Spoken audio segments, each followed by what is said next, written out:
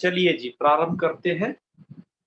ओम सदाशिव समारंभाम शंकराचार्य मध्यमाम अस्मदाचार्य पर्यंताम वंदे गुरु परंपराम वाक्यकारं वररुचिम भाष्यकारं पतंजलिं पाणिनिं सूत्रकारं च प्रणतोऽस्मि मुनित्रयम्। सर्वेभ्यो नमो नमः। अद्य आगम संधौ नमुडागमः इति विषयम् अधिकृत्य किञ्चित् पठामः।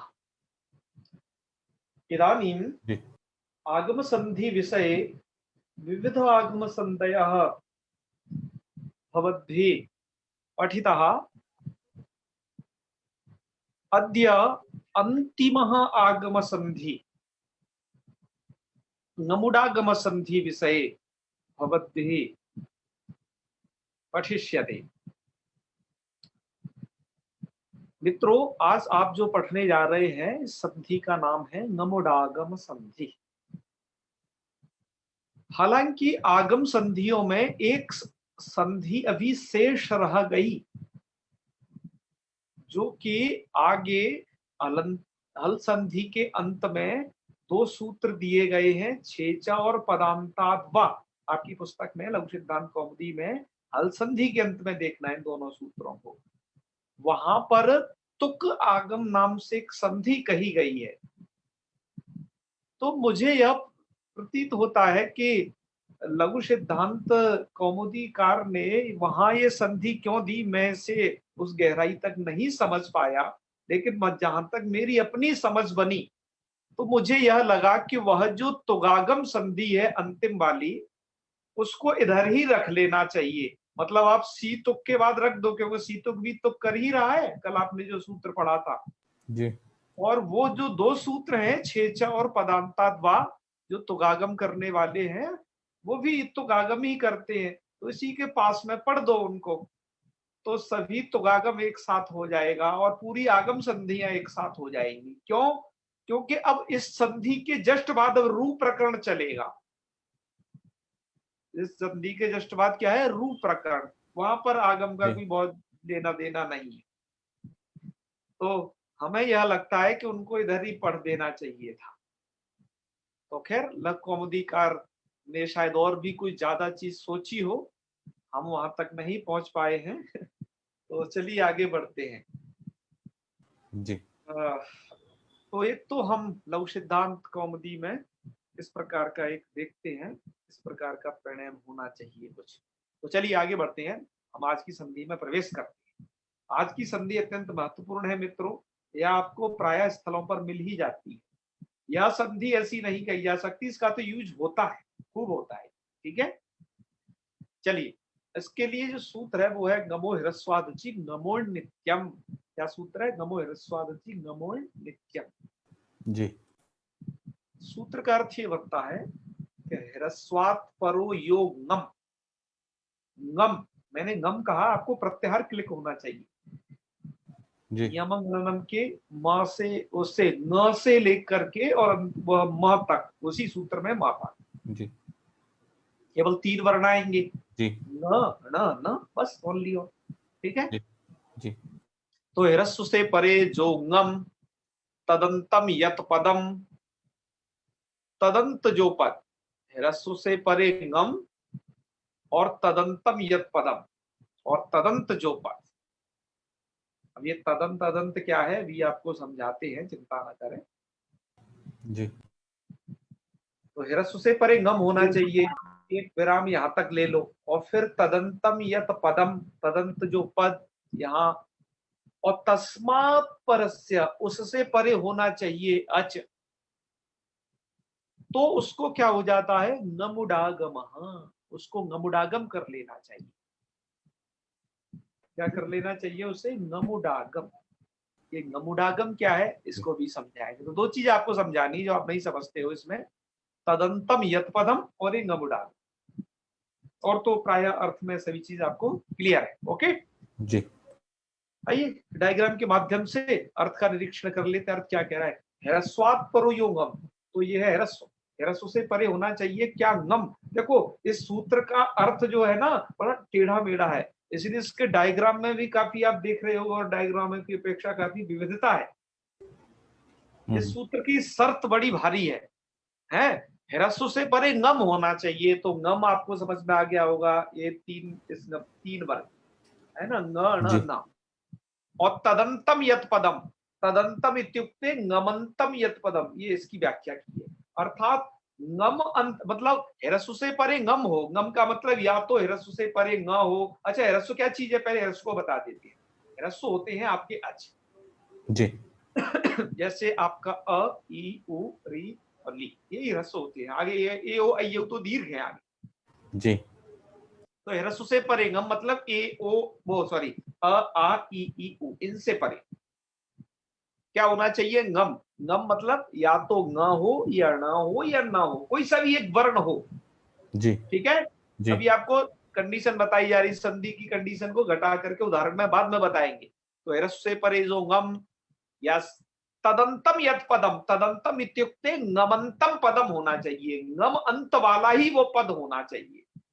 जहां पर आप ह्रस्व से परे गम को ढूंढ रहे हो, वह जो पद होना चाहिए, पद वह कैसा होना चाहिए? गमंतम। गमंतम इत्युक्ते या तो उसके बाद में न अंत वाला पद हो, या वो पद ण अंत वाला पद हो, या वो पद जो है न अंत वाला पद हो।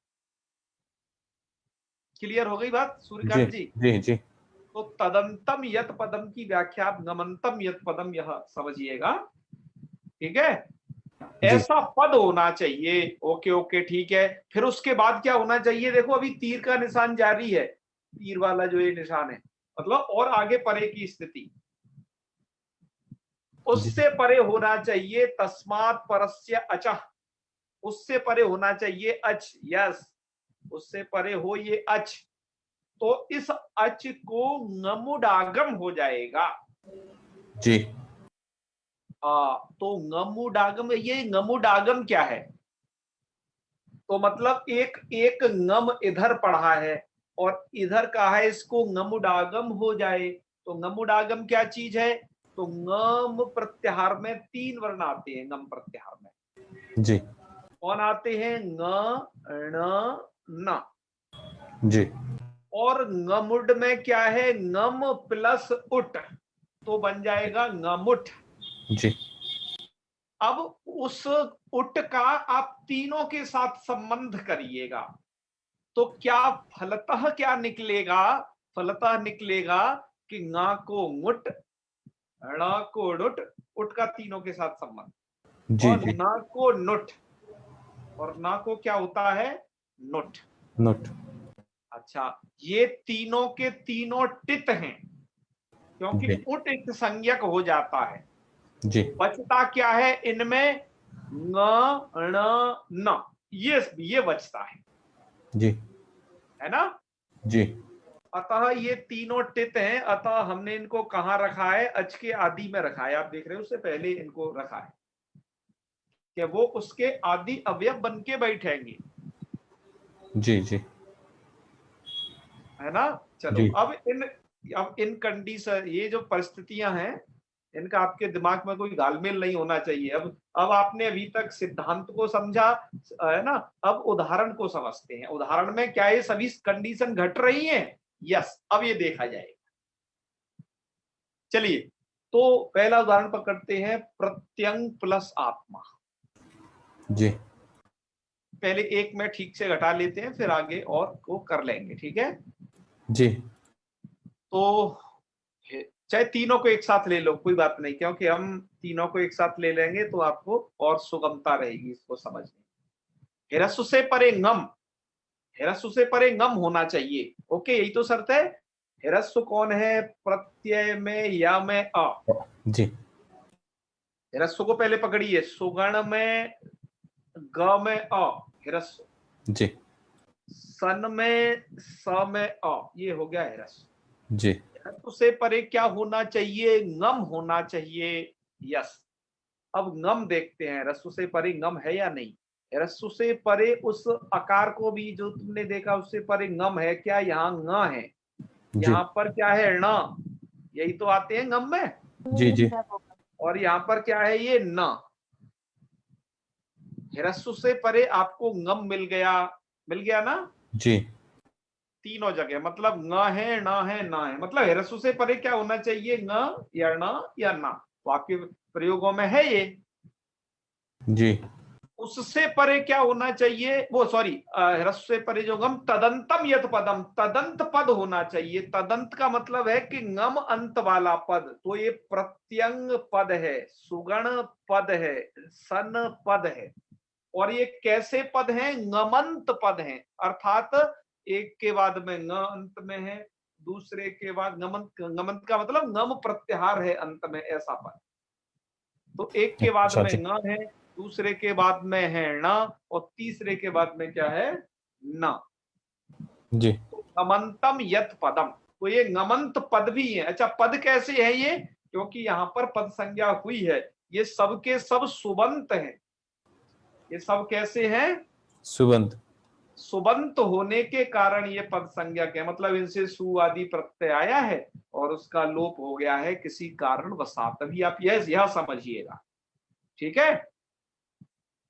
जी तो क्या हो जाता है ऐसी कंडीशन होने पर, तो ह्रस्व से परे ngम मिल गया और तदंत पद आपने ढूंढ लिया। तदंत पद हो गया प्रत्यंग, शुगण और सन, जी और उससे परे होना चाहिए अच। उससे परे क्या होना चाहिए, अच। उससे अच्छा किससे, उस पद से परे अच, तो अच है यहाँ आत्मा का आ, यहाँ पर ईसा की ई इससे परे, और इस ngमंत पद से परे अच्युता का आ। तीनों जगह ngमंत है। तदंतम यत पदम, तदंत जो पद हैं उनसे परे क्या है, अच है, ठीक जी है। जी तो क्या हो जाता है, तो उस अच को ngमुट आगम हो जाए। जी उस अच को, जैसे यहाँ पर आत्मा का अ है, यहाँ पर ईसा का ई है, यहाँ अच्युता का अ है, इनको ngमुट आगम हो जाए, तो बैठेगा किस हिसाब से ngमुट, तो ngमुट टित होने से आदि में बैठेगा। जी तो ngमुट आगम हो जाए का मतलब क्या है, यदि पूर्व में ng है तो उसको मुट हो जाए। ध्यान दीजिए, यहाँ पर एक चिन्ह बने हैं, यदि पूर्व में न है तो उसको नुट आगम हो जाए, और यदि पूर्व में न है तो उस अच को नुट आगम हो जाए। जी तो कहने का मतलब क्या निकल रहा है, क्योंकि इनका उठ तो चला जाता है, मतलब ng के बाद एक अच है तो एक ng और आ जाए, जी जी यही तो निकलेगा ना। जी तो देखो यहाँ पर इस ng के बाद, इस वाले ng के बाद एक ng और आ गया ये, ठीक है। जी हाँ, एक ये ng और जुड़ गया, तो वो ये मुट का ng बचा। जी ऐसे ही सुगण ईसा में यहाँ पर इस ण के बाद ये ईसा की ई अच थी, तो यहाँ पर चूंकि ण था इसलिए इसको ऋट आगम हो गया, तो ऋट का क्या बचा, ण। जो आगम है उसको हमने नीले अक्षरों में लिख दिया है, इससे आप समझ पाओ कि यह आगम हुआ है। जी अच्छा, इसके बाद क्या है जी, इसके बाद है आपका सनच्युता में, यहाँ पर न था तो न को नुट आगम हो जाता है। अच्छा, मतलब यदि नकारांत पद है तो उससे परे जो यदि यह आकार होता है अच, तो उसको नुट हो जाता है, तो यह नुट आगम का नकार है। तो आपने ये आगम कर दिए क्रमशः, इनको अनुबंध लोप से हटा करके आपने यहाँ पर रखा है, ठीक है। उट जो इनका संज्ञक है, नुट में उट को हमने हटा दिया है। आप जब इनको मिलाएंगे तो क्या बनेगा, इनको मिलाइएगा तो डबल नकार वाला रूप प्रत्यंगात्मा। जी सुगण ईसा में दो नकार वाला रूप सुगण ईसा, यहाँ पर सन प्लस अच्युता सन अच्युता, इस प्रकार के रूप बनेंगे। आपको क्या ध्यान देना है इसमें, इस सूत्र का अर्थ घटाना आपको आना चाहिए। इसकी कंडीशन क्या क्या है, यही बस आपको सोचना है। ह्रस्व, ह्रस्व से परे ngम होना चाहिए। तो वही मैं एक बार फिर बता रहा हूं, ह्रस्व है कौन, प्रत्यय में यकारोत्तरवर्ती यकार, सुगण में गकारोत्तरवर्ती यकार, सन में सकारोत्तरवर्ती अकार ह्रस्व है, ह्रस्व से परे ngम होना चाहिए, यस। ह्रस्व से परे ngम है क्या, ng, यहाँ पर क्या है न, यहाँ पर क्या है न, ह्रस्व से परे ngम मिल गया, ह्रस्वात् परो यो ngम, इतना अर्थ क्लियर हो गया। जी उससे तदंतम यत पदम, तदंतम यत पदम मतलब ngम अंत वाला पद होना चाहिए। तो यस, यह जो प्रत्यंग हो या सुगण हो या सन हो, ये ngम अंत वाले हैं और पद भी हैं, अर्थात ये पद संज्ञक। जी अच्छा, उससे परे का मतलब, अब इससे परे जो ngमंत पद है, इससे परे होना चाहिए आपका ये अच। तो यस, यहाँ पर अच भी है, प्रत्यंग के बाद क्या अच है, आत्मा का आ, सुगण के बाद इस ngमंत पद के बाद क्या अच है, ईसा का ई, सन इसके बाद क्या अच है, अच्युता का आ। तो उसे ngमुट आगम हो जाए, ngमुट आगम हो जाए उस अच को, तो टित होने से उस अच का आदि अवयव बनेगा। तो ngमुट क्या होगा, तो यथा, ngमुट आगम का मतलब यथा संख्य लगा लेना। क्यों कि गम प्रत्याहार में आने वाले जो वर्ण है वो भी 3 है, न न न, और इनको जो ngमुट आगम होगा उसमें भी 3 वर्ण आएंगे। तो इसका मतलब ये निकलेगा जी कि न को मुट हो जाएगा, ण को नुट हो जाएगा और ना को नुट हो जाएगा। यहाँ पर प्रत्यंग में न है तो मुट कर लिया, तो एक मुट का न बचेगा, तो डबल नकार वाला रूप प्रत्यंगात्मा। सुगण ईसा में क्या है, न है, तो यहाँ पर आपने नुट कर लिया, डबल नकार वाला रूप जो है सुगण ईसा। और सन में क्या है, न है, और इसलिए यहाँ पर आपने क्या किया, इस अच्युता का आ है, इस ह्रस्व को नुट आगम कर लिया, उधर पूर्व में न होने से, इसलिए यहाँ पर डबल नकार वाला रूप सन्नच्युता यह रूप बनेगा। इस प्रक्रिया को हमेशा स्मरण रखिएगा, इसे मत भूलिए। जी ठीक है, इस सूत्र का अर्थ घटाने में छात्र प्रायः गड़बड़ी कर देते हैं, उनको यह समझना चाहिए, इस प्रकार से उन्हें यह आना चाहिए घटाना। ठीक है, चलिए, जी अब हम हमेशा की तरह क्या है, और भी प्रयोगों को पढ़ते हैं, इसलिए इनको भी पढ़ रहे हैं, क्योंकि ऐसा नहीं कि यहाँ पर जो दे दिए वही, यहाँ पर तो जो दिए गए हैं वो तो स्थाली पुलाकर न्याय है, बहुत थोड़े से हैं, है ना। और बाकी हमने स्वयं समझना चाहिए और प्रयोगों को। जी मनीष जी, आप कुछ कहना चाहते हैं, बताइए, फिर जी, हम आगे प्रयोगों पे बढ़ेंगे। ये गमुट आगम हो रहा है, जो अच को हो रहा है या गम को हो रहा है? हाँ, अच को हो रहा है गमुटागम, अतः उसका आदि अवयव बन रहा है टित होने से। अच अच का बना है गुरु जी ये? यस यस, अच को गमुडागम करना है आपको। जी जी अच जी जी मतलब आत्मा का, ईसा का, उसे डिफरेंट कलर में इसीलिए लिखा है। जी। एक गुरु जी, एक गमुट में ऊपर वो चंद्र बिंदु अपने लगाया वृत्ति में, इसमें। हाँ, यहाँ पर एक जगह वो छूट गया है, हाँ जी हाँ जी। कुछ आप लोगों के लिए छोड़ देते हैं कि आप लोग लगा लें जिससे, अथवा ऐसा ऐसा लिखा हुआ जहां मिल जाए आप पकड़ लें कि ये थोड़ा इसमें अशुद्धता है थोड़ी सी। गुरु जी। ठीक है ना, चलिए कोई बात नहीं, बहुत अच्छा मनीष जी। तो अब हम और उदाहरणों को पढ़ते हैं, हैंड डाउन कर लीजिए मनीष जी। तो और उदाहरण क्या है, जैसे आप प्राय कहते हो गच्छन अस्मि, गच्छन अस्मि, मैं मतलब जा रहा हूं, तो आप वहां डबल नकार उच्चारण करिए और आनंद आ जाएगा, गच्छन अस्मि। ठीक है जी, आपकी संस्कृत ऐसी हो जाएगी फारसी की तरह। चलिए, जी अब क्या है, तस्मिन प्लस इति। तो आपने एक सूत्र ऐसा ही पढ़ा था, पता हो तो, तस्मिन इति निर्दिष्टे निर्दिष्ट पूर्वक, पूर्वस्य। जी तो उसमें यही संधि थी। तो क्या है यहाँ पर, तस्मिन इति, तो क्या बन जाएगा, तस्मिन नीति, मतलब यहाँ ना को नुट हो गया, डबल नकार, है ना, न पूर्व में होने से जो अच था ना, इति का ई, उसे नुट आगम हो गया। ओके, तो क्या बन गया, तस्मिन नीति। ऐसे ही अब तीसरा देखिए, जी यहाँ पर नुट आगम हुआ है, तिर्यंग प्लस अत्र, तो डबल गकार कर देना। देखो, हर हर परिस्थिति घट रही है, इसलिए जैसे आपने तस्मिन नीति में देखा था कि ह्रस्व होना चाहिए, ह्रस्वात् परे गम, तो ह्रस्व हो गया तस्मिन में ई, है ना, तस्मिन में ई ह्रस्व, ह्रस्व से परे क्या होना चाहिए, गम, तो गम है नकार। तदंत पद, तो तस्मिन पद भी है, क्योंकि ये किसी उसका रूप है, सुवजस जो 21 विभक्तियां उनमें से किसी का रूप होना चाहिए। तो यस, उससे परे अच होना चाहिए, तो इति का ई वैसा अच है, तो इसको गमुडागम कर लो। गमुडागम कर लो का मतलब यह है कि पूर्व में नकार है तो उसको नुट कर लो, है ना, अच को नुटागम कर लिया, तो नुट में तो डबल नकार हो जाएगा फिर तो, तो जी तस्मिन नीति का आउट चला जाएगा, तस्मिन नीति बन जाएगा। ओके, अब ऐसे ही त्र्यंग प्लस अत्र, यहाँ पर क्या कर लेना है, मुट कर लेना है, मुट है तो डबल गकार वाला रूप त्र्यंग अत्र। ऐसे ही लिखन प्लस एव, तो ह्रस्व से परे गम, ह्रस्व कौन हो गया, लिख में ख में अ, उससे परे गम क्या है, न।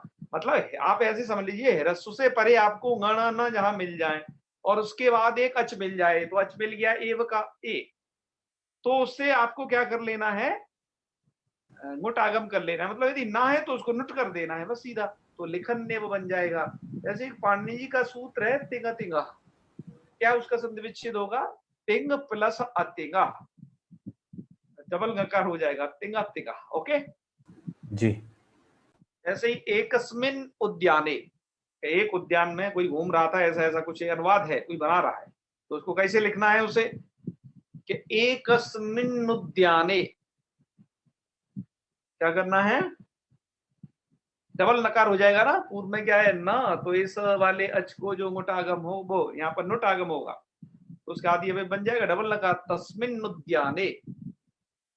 ऐसे ही अब मैंने नुट का एक लास्ट में रखा है इसमें कि सुगण प्लस आलय, तो क्या बन जाएगा, दो नकार हो जाएंगे, सुगणालय। ओके, तो ये रूप आपके बनके तैयार हो जाएंगे। जी आकाश चौबे जी क्या कहना चाहते थे, बताइए। जी गुरुजी प्रणाम।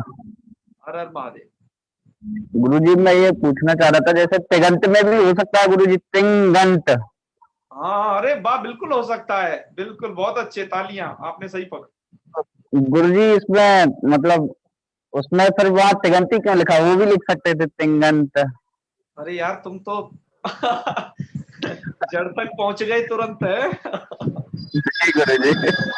बहुत अच्छे। देखो यहाँ पर क्या बात है, मैं आपको बताऊं।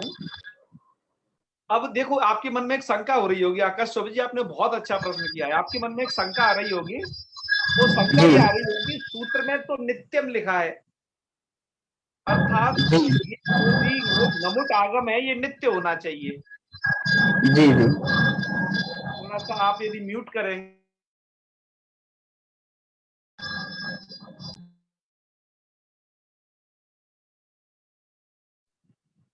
ओके, अब आप केवल मुझे सुनेंगे। ओके, हाँ, तो हम ये बता रहे थे कि इस सूत्र में आपने सही बात पकड़ी है, इस सूत्र में लिखा है नित्यम। क्या लिखा है, नित्यम। तो नित्यम कहने से तो अब ये नमुडागम है, हर जगह होना ही होना चाहिए। क्यों सूर्यकांत जी, यहाँ तो विकल्प तो नहीं लिखा ना कि एक बार आप मोटागम करो एक बार नहीं करो। नहीं ओके, नहीं लिखा। ऐसा नहीं लिखा है। तो अब तो जैसे इन्होंने कहा कि तिंगंत में तिंग प्लस अंत, स्थिति समझ में आ रही है सब लोगों के दिमाग में, क्या हम जो मैं जो शब्द बोलता हूं आपके दिमाग में क्या वो पिक्चर उन शब्दों की बन जाती है या नहीं, तिंग प्लस अंत अब बनना शुरू हो जानी चाहिए ना, हम काफी दिनों से संधि पढ़ रहे हैं। तो यहाँ पर भी क्या होना चाहिए, तिंग प्लस अंत तिंगंत ऐसा होना चाहिए, जी पर ऐसा है तो नहीं। वो पद नहीं होगा शायद। पद तो है, सब कुछ है, तो क्या बात है, मैं आपको वो बात बताता हूँ। हालांकि मैं इस बात को बताना नहीं चाहता था कि कौन पचड़े में पड़े, पर आप लोगों की इतनी प्रबल जिज्ञासा है कि आप वहां तक पहुंच जाते हो, तो मुझे वो अब बताना पड़े। जैसे कल की एक बात छूटी हुई है, कल की एक बात का मुझे आपको जवाब देना है, वो आपने से पूछा था, तो अब मैं उसको भी बताऊंगा। पहले पर ऐसे सुन लो मित्रों, यहाँ का जो नित्य पद है, ये यहाँ का जो नित्य पद है, आप यहाँ पर देख रहे हो गमो रस्वाद गमो नित्यम का, ये नित्य पद टीकाकारों का क्या कथन है, ये नित्य पद भी अनित्य जैसा है। अर्थात इस सूत्र द्वारा किया गया ये जो गमुडागम है ये सर्वदा नहीं होता है, तो नित्य पद अनित्य जैसा है। कैसे ये कैसे ऐसी व्याख्या कर रहे हैं, तो टीकाकारों ने वहां लिखा है कि जैसे नित्यम हसितः नित्यम प्रजल्पितः, वहां पर जो नित्यम पद है कि नित्यम हसितः, नित्य हंसता रहता है, ये अर्थ नहीं है। नित्यम हसितः का मतलब है प्रायः हंसता रहता है। ऐसे नित्यम प्रजल्पिता, प्राय बकबक करता रहता है, प्रजल्पिता है ना, जल्प धातु भाषण अर्थ में आती है। तो जैसे वहां पर नित्यम हसितः नित्यम प्रजल्पितः में जो नित्य पद किसका वाची है? प्रायः का वाची है। उसी तरीके से मित्रों यहाँ पर जो नित्यम पद है ये प्रायः का वाची है, अर्थात प्रायः या जो गमुडागम होता है। ठीक है, ऐसी व्याख्या की जाती है ग्रंथों में। एक ही प्रकार की ये व्याख्या है, इससे आपको शायद कुछ समाधान हो गया होगा, इसलिए वहां पर नहीं है। मतलब प्रायः गमुडागम होता है, कहीं नहीं किया गया तो आप उसे अशुद्ध ना समझें प्लीज। ठीक है, ठीक तो है जी आप प्रणाम। प्रश्न आ रहे हैं, नाम ले लीजिए इनका। सूर्यकांत जी। अंकित उपाध्याय जी। साहब हाँ, हर हर महादेव। कहिए अंकित जी महाराज। मैं बस क्वेश्चन पूछता, एक तो इधर जो है पूछा, दूसरा में ये पूछा कि हाँ। सूत्र तदम पदम जो कि विस्तार किया गया। अरे तुम ऐसे पूछोगे तो हम उसको कुछ भी समझ ना पाएंगे। आपके यहाँ नेटवर्क प्रॉब्लम है थोड़ा सा, क्या करें, लिख के पूछ लीजिए आप, प्लीज लिख के पूछिए, आपकी आवाज में साफ नहीं आ रही है। आप हमें लिखिए, हम उससे आपको उत्तर देंगे। देता हूँ मैं। आप लिखिए, आपकी आवाज नहीं आ रही। दूसरा नाम बोलिए। प्रतिभा पांडे जी। जी प्रणाम गुरुजी। जी जी, हर हर महादेव। बताइए जी। गुरुजी, ये इको यण अची में भी फिर यही नियम लागू होगा, यण अची? अरे वाह, आप तो लोग वाक्य में सही पहुंचते जा रहे हैं। इको यणची में भी क्या होना चाहिए? यही संधि है। देखो, इको यणची, यण प्लस अची, यहाँ पर ध्यान देंगे प्लीज। यण प्लस अची, ह्रस्व से परे गम। ह्रस्व है यण में यकारोत्तरवर्ती यकार, ह्रस्व से परे गम है आपका ण, है ना। तत् ऐसा जो पद, तदंतम यत् पदम, तदंत पद भी है कौन आपका? ये यण एक पद भी है, पद संज्ञा है इसकी। ठीक है जी। तो क्या होना चाहिए? उससे परे अच होना चाहिए। तो यणाची में अची, अची का जो अ है ना आगे, वो अच परे है। तो यहाँ पर भी गमुडागम होना चाहिए, क्यों नहीं होता? यही जो व्याख्या की अभी। कुछ इसको दूसरे तरीके से भी व्याख्यायित करते हैं। वो लोग कहते हैं आगम शास्त्रम अनित्यम, जो आगम शास्त्र है वो अनित्य है, ऐसा भी व्याख्यान है। तो अनित्य का मतलब मुझे लगता है वो इसी तद इसका ही मूलक है कुछ, तो इसलिए वहां पर भी नहीं हुआ। ठीक है ना। और गुरुजी, मैंने आपसे बहुत पहले पूछा था कि जी धातु नित्य परस्मयी पदी धातु है, तो आपने कहा था लेकिन कहीं कहीं मिलता है कि ये आत्मनेपदी है। जैसे सत्यमेव जयते में आपने कहा था, कहीं गुंजाइश है कि वो सही भी हो और वो सही लिखा हो, कहीं कहीं मिलता है पाठ। तो हो सकता है वहां पर भी नित्य का यही अर्थ किया गया हो, क्योंकि वो नित्य परस्मयी पदी धातु है। ऐसा भी संभव है क्या? ऐसा है ना, सुनिए। जी जी गुरुजी। परस्मयी पदी और आत्मनेपदी के विषय में नित्य शब्द नहीं आता है, वहां की व्याख्या अलग है। तो जैसे वामन शिवराम आपटे कोश है, उसमें जब मैंने जी धातु देखी तो उसमें आगे लिखा हुआ है नित्य परस्मयी पदी धातु। तो यहाँ फिर वो लिख देते हैं इसलिए उस अभिप्राय से, पर नित्य शब्द नहीं जुड़ा हुआ है धातु पाठ में। धातु पाठ है ना। जी जी जी गुरुजी। इसी के सामने, धातु के सामने नित्य परस्मयी पद, नित्य, इस प्रकार की शब्दावली नहीं जुड़ी है उधर। जी गुरुजी, धन्यवाद। हाँ हाँ हाँ। तो आपने गमुडागम संधि को पढ़ा, और भी है कुछ प्रश्न? हाँ बताइए। डॉक्टर बसंती जी।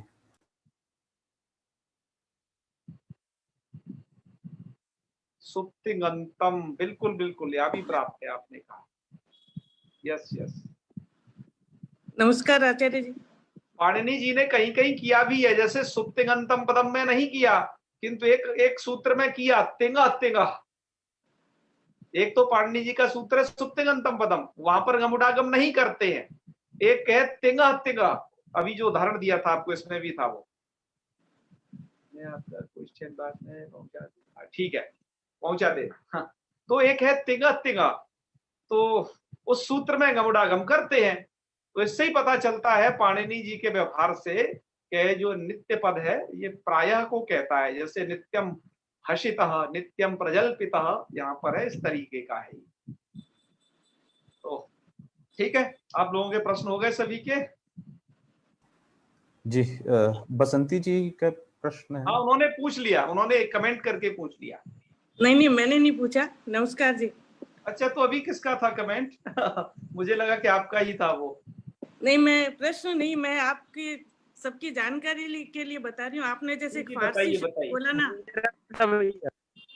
हाँ, चलो आपने बोला ना फारसी शब्द, तो असल में जो कोई भी लोग संस्कृत जानते हैं उनके लिए फारसी सीखना बहुत आसान है। आसान है। जी जी। मैं ईरान में रही 2 साल, तो मुझे जाते इसीलिए फारसी जल्दी आ गई, क्योंकि फारसी की एक वचन, बहुवचन, द्विवचन अपनी संस्कृत की तरह से है। अच्छा। तो मैं, आपने फारसी शब्द बोला इसलिए मैं ये बताने वाली थी कि अरे वाह वाह, बड़ी जी। कृपा हुई, बहुत अच्छा लगा कि आपने उतना वहां तक अध्ययन किया है और फारसी के शब्दावली को ही समझा है। हमारे लोग भी इससे समझ गए होंगे कि संस्कृत और फारसी क्या है। तो हालांकि संस्कृत लिपि अलग समझने है, वाले पर के लिए भाषा। तो मैं समझता हूँ कि विश्व की सभी भाषाओं में उसका प्रवेश हो सकता है बहुत ही आसानी से। हाँ जी।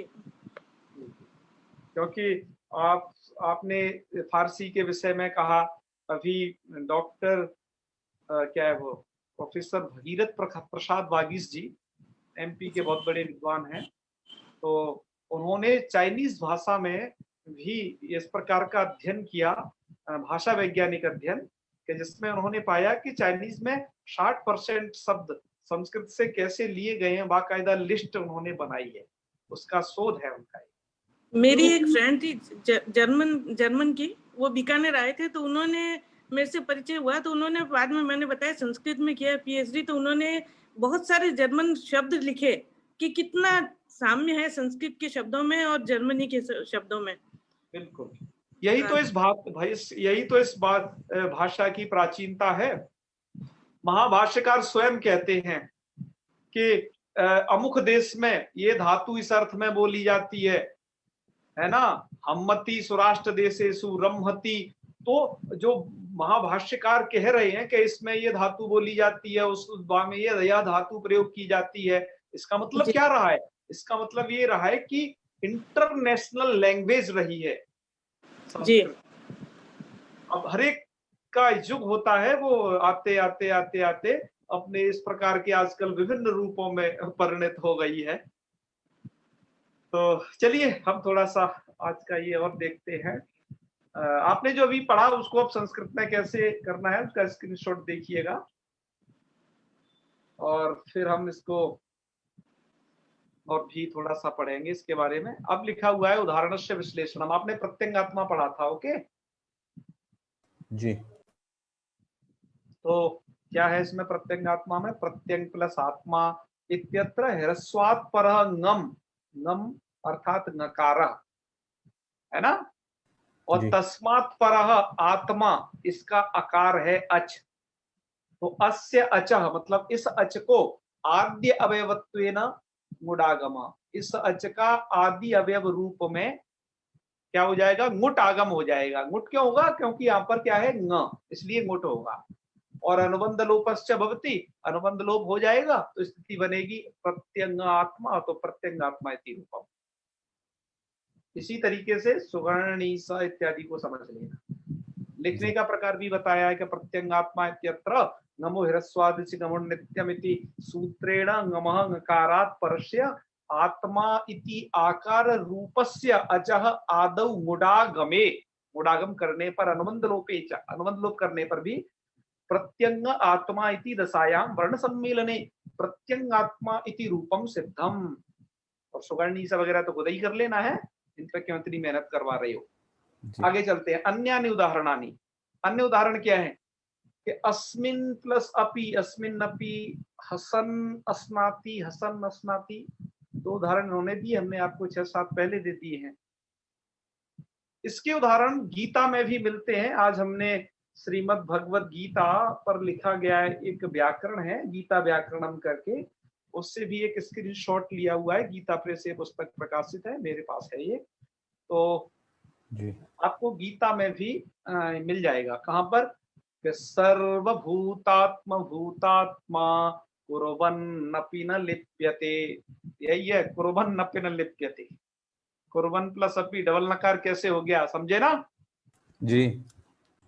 हाँ, तो इन्होंने बता भी दिया है कैसे आपको कुर्वन् नपि बना लेना है। ये 5वें अध्याय का 7वां श्लोक है। आगे भी फिर बता रहे हैं कि अजोपि सन्नव्यात्मा भूतानाम ईश्वरोपि सन, ऐसा एक श्लोक है। वहां पर चौथे अध्याय का है। तो यहाँ पर क्या हो गया है, दोनों जगह नुट का ये है उदाहरण, ठीक है ना, नुट हो गया है। गमुट आगमने से कौन सा हो गया है, मुट हो गया है। तो अपने 2 उदाहरण समझे, ये श्रीमद् भगवत गीता से थे, और भी आपकी किताबों में पर्याप्त उदाहरण है। कहां तक है, उदाहरणों को आप खुद ढूंढें। जैसे मेघदूतम में एक श्लोक है, आपको याद होगा, हमने भी वो पढ़ा है, तस्मिन्नद्रौ कते चेतबला विप्रयुक्तः सकामी, सबसे पहली लाइन में ही है। तस्मिन्नद्रौ, तस्मिन् प्लस अद्रौ, क्या क्या विच्छेद करना है, तस्मिन् अद्रौ, उस पर्वत पर है, वो एक यक्ष था ना, पर्वत पे रहता था, तो उस अद्री, अद्री कहते हैं पर्वत को, उसकी सप्तमी विभक्ति का रूप है अद्रौ, अर्थात उस अद्री पर। तो तस्मिन् अद्रौ मिलाओगे, तस्मिन् डबल नकार कैसे हो गया, एक नकार ही होना चाहिए ना, तो ये नुट आगम हो गया है, तस्मिन् अद्रौ गतिचितवला। तो छात्रावस्था में हमने इसको पढ़ा था, तो उदाहरण आज ध्यान आ गया, हमने कहा इसको भी बता देते हैं आपको, ऐसी जगह जगह आपको मिले, आप उसे समझिएगा ठीक रूप से। तो मित्रों, आज हमने आगम संधियां, हम कहेंगे समाप्त नहीं किए हमने, बल्कि एक आगम संधि बच गई है जो लघुकौमुदीकार ने बाद में रख दी है, तो आगम संधि, तो उसे यहाँ पर पढ़ देते तो शौकर्य हो जाता, पर आप उसे समझे रहेंगे, उसे लास्ट में पढ़ा देंगे, ठीक है जी। हाँ, वो भी एक आगम संधि का। इसके बाद अब कल से जो प्रारंभ होगा वो रू प्रकरण आरंभ होगा। रू प्रकरण मतलब कहाँ कैसे किस किस चीज को रू होता है, और रू के बाद में क्या क्या घालमेल सब बनता है, वो हम कल पढ़ेंगे। और आप लोगों से एक निवेदन है, आप लोगों में बहुत सारे लोग संस्कृत के विविध क्षेत्रों से जुड़े हैं, कोई श्रीमद् भागवत कथा करते हैं, किन्हीं का क्षेत्र है कि वो आयुर्वेद में है, किन्हीं का क्षेत्र है वो साहित्य के विद्वान हैं, कुछ हैं ज्योतिष के विद्वान हैं। मेरा उन सबसे निवेदन है, वो निवेदन सुनिएगा।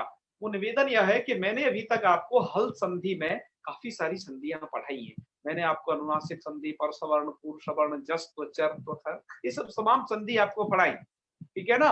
आज गमुटागम भी पढ़ा दी और आगम संधियां भी पढ़ा दी। आपसे अनुरोध है कि आप अपने अपने शास्त्रों में झांक करके देखें, क्या यह संधियों को अब आप वहां पहचान पा रहे हैं, और उसको आप मुझे बाकायदा भेजें। आपके द्वारा भेजी गई जो सामग्री है उसको हम यहाँ पर आप लोगों के सामने स्क्रीन पर प्रस्तुत करेंगे, और देखेंगे कि हाँ, आप लोगों ने बहुत अच्छा कार्य किया है। इससे आपको संधियों को समझने में सहायता मिलेगी। आज संधि तो आप समझ ही गए हो, उसके तो तमाम उदाहरण भी हमने पढ़ाए थे आपको। ऐसे ही आपको जगह जगह से खोजना है। श्रीमद् भागवत वाले भागवत पुराण से खोजें, साहित्य में संगम लगाने वाले लोग शाकुंतलम, मेघदूतम, है ना, इत्यादि जो तमाम ग्रंथ हैं, भास्कर, स्वप्नवासव दत्तम, जगह से खोजें। आपको अपना ग्रंथ भी पढ़ने। आयुर्वेद वाले अपने चरक संहिता और अष्टांग हृदयम, भाव प्रकाश, निघंटु इत्यादि शास्त्रों से खोजें। तो जो अलग अलग विधा के लोग हमारे यहाँ जुड़े हैं, वो अपने अपने शास्त्रों से उसे खोज करके और हमें जल्दी से जल्दी भेजें। जल्दी से जल्दी का मतलब वो अभी से शुरू होता है, वो जल्दी से जल्दी, है ना। तो आप जल्दी से जल्दी भेज देंगे, क्योंकि अब हम प्रायः हल संधि के अंतिम में हैं। अच्छा, एक बात और विशेष बतानी थी कि हमारी इस लघु सिद्धांत कौमुदी में ही नहीं, बल्कि सिद्धांत कौमुदी में भी संधि के प्रणयन में कुछ विद्वानों का ऐसा मानना है, मेरा नहीं, मैं किसी की त्रुटि को कैसे निकाल सकता हूँ, खास कुछ विद्वानों का ये मानना है कि इसके प्रणयन में एक छोटी सी त्रुटि रह गई है। तो वो त्रुटि क्या है, पुष्पा दीक्षित माता जी अक्सर कहती हैं कि हल संधि में या पूरी हल संधियां नहीं दी गई हैं, बल्कि कुछ हल संधियां शेष रह गई हैं, जो बाद में प्रस्तुत करेंगे ग्रंथकार। जैसे एक होढ़ा सूत्र है, एक दादे धातोघ सूत्र है, एक आचो बसुव जसंतस्य सद्धो सूत्र है, कुत्तु संधि के चोकु और कुन प्रत्यस्य कु ये सूत्र हैं। तो इस प्रकार के जो सूत्र हैं, जो हल संधि संबंधी कार्य करते हैं, जैसे सडो कासी, जसस तथो दोधा, इस प्रकार के सूत्र आपकी लघु कौमुदी में नहीं है। और सिद्धांत कौमुदी पे भी इस प्रकरण में नहीं पढ़े हैं, इस वाले प्रकरण में, और लघु सिद्धांत कौमुदी में इस प्रकरण में नहीं पढ़े हैं, वो चूंकि आगे के प्रकरणों में पढ़े हैं। हम एक यहाँ पर पहली बार ऐसा प्रयास करेंगे लघु कौमुदी पढ़ाते वक्त कि उन सूत्रों को, एक है ना हल संधि परिशिष्टम नाम से, वो जो 8-10 सूत्र हैं उनको एक ही दिन में पढ़ा देंगे आपको, क्योंकि उनका जो क्षेत्र है वो संकरा है, मतलब वो कम जगह पर थोड़ा प्रवृत्त होते हैं, तो उनको एक बार में बता देंगे। ऐसा क्यों बताना जरूरी है मित्रों? ऐसा इसलिए बताना जरूरी है कि आपको हल संधि पढ़ा दी इतनी, तो आप ये ना समझे कि नहीं भैया हल संधि की तीसरी हो गई, यही है। अतः इसको बताने के लिए और जगह जहां जहां हल संबंधी कार्य हैं उनको भी हम आपको यहीं पर एक बार बताना चाहते हैं, और जब वो लघु कौमुदी में वहां पर आएंगे तो वहां पर तो विस्तारित तो उसे बताएंगे ही क्या, पर यहाँ पर एक सूचना के लिए उनको जरूर बताएंगे। तो ऐसा एक पाठ करना है, पर वो जब आपकी हल संधि हो जाएगी तो उसके अंत में कर लेंगे, है ना, विसर्ग संधि शुरू करने से पहले, तो जिससे आपको संपूर्ण जानकारी हो जाएगी और कुछ विद्वान खुश भी हो जाएंगे, जैसे माता पुष्पा दीक्षित जी जैसे विद्वान विदुषी हैं, विद्वान ऐसे, तो खुश हो जाएंगे कि चलो ये संधि का पठन पाठन थोड़ा इस रीति से करा रहे हैं, थोड़ा अच्छा है। तो मित्रों आज इतना ही रखते हैं, और ज्यादा क्या कहना है आपको? कल का कुछ बचा था बोले थे आचार्य जी आप? हाँ, कल का एक प्रश्न बचा था जो सौरभ जी ने किया था। सौरभ जी है क्या आज? सौरभ मिश्र जी। जी गुरु जी प्रणाम। आपने एक प्रश्न किया था, द्वारा से करिए। गुरु जी मैंने ये पूछा था, ये कहा था ये धुट आगम जो हो रहा था उसमें धुट में ताही शेष बच रहा था बाद में। हाँ, ताही शेष रस बच रहा था, तो धुट की वजह टुट क्यों नहीं कर लेते है ना? जी गुरु जी। तो आपका प्रश्न था, चलिए कोई बात नहीं। ये प्रश्न जयदीप जी ने भी पूछा था, हमने उनको उत्तर दे दिया है। टीका कारों या बाल मनोरमा में इस प्रश्न का उत्तर लिखा हुआ है। एक सिद्धांत कौमुदी की बहुत प्रसिद्ध टीका है बाल मनोरमा। बाल मनोरमाकार क्या कहते हैं, यदि तुट आगम कर दोगे ना, तो एक अभी आपने वार्तिक पढ़ा था, कौन सा, चयोदितिया पौष्कर सादे रीति वाच्यम, वो क्या करता है, द्वितीय अक्षर कर देता है प्रथम अक्षर, प्रथम अक्षर को क्या कर देता है, द्वितीय अक्षर कर देता है। तो यदि आप तुट पढ़ते तो त को वो थ कर देता, तो आप जहां पर तकार सुनाई दे रहा है वो तकार सुनाई नहीं देता, फिर थकार सुनाई देता वो जी, इसलिए यहाँ पर तुट नहीं किया है ना जी। ऐसा उन्होंने उत्तर लिखा है बाल मनोरमा में, से एक बार और देख लीजिएगा, वहां पर ये लिखा हुआ है। वहां पर और भी चर्चाएं थोड़ी कुछ और भी है ना जी गुरु।